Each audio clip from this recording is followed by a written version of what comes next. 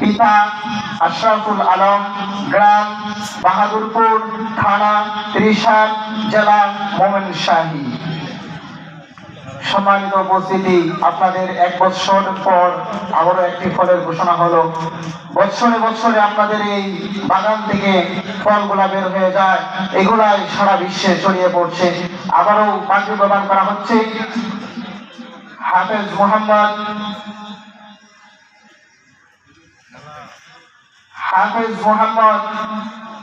মুজাহিদ আহমেদ, পিতা রিয়াজ উদ্দিন, গ্রাম পেলাই, থানা শ্রীপুর, জেলা গাজীপুর।